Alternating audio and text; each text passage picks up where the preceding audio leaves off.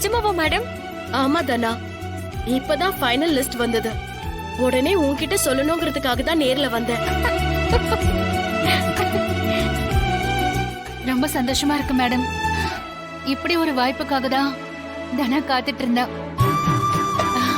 ஒரு நிமிஷம்.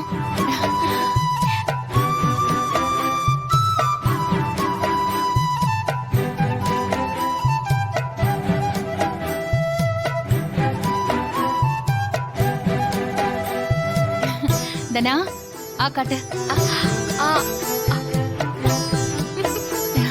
நீ ஆசைப்பட்டது நடக்க போகுது. ரொம்ப சந்தோஷமா.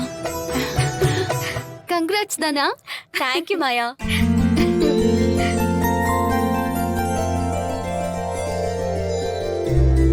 தனா, ரொம்ப சந்தோஷமா இருக்குமா? நீங்க இல்லனா நான் இவ்ளோ தூரம் வந்திருக்க முடியாதுப்பா. தேங்க்ஸ் பா. கண்கள் கொண்ட தந்தையே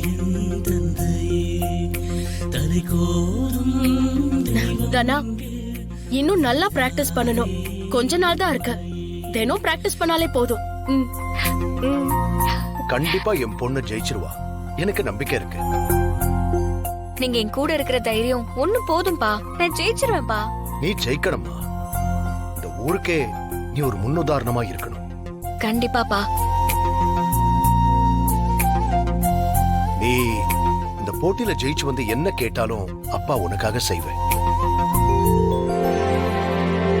நான் கண்டிப்பா ஜெயிச்சிட்டு வந்து உங்ககிட்ட கேக்குறேன்.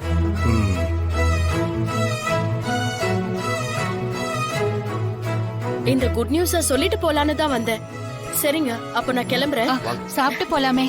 போன தடவையும் சாப்பிடாம போயிட்டீங்க. இல்லங்க, நான் இன்னொரு நாள் வரேன். கண்டிப்பா வரணும். உங்க பையனோட வந்து கண்டிப்பா சாப்பிட்டு தான் போகணும். சரிங்க, வரேன். Dhana, all the best. Thank you madam. வரேன். வரேங்க. வாங்க. வரேன். மருமகளே, நீ மட்டும் ஜெயிச்சிட்டு வந்துட்டானா உன் அப்பா ஊரையே ஒரு வழி பண்ணிடுவாரு. இல்ல மச்சா?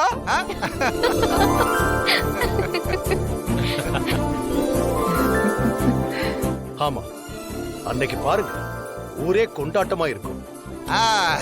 கேட்டீங்கல்ல? சமீப காலமாவே இந்த ஊருக்குள்ள நான் பல தடவை தலை குனிஞ்சு நின்னுட்டேன். அதுல நம்ம வீட்டுல இருக்கிறவங்களுக்கும் பங்கு இருக்கு. தொலைஞ்சு போன மரியாதை, கௌரவம் எல்லாத்தையும் மீட்டெடுக்கிறது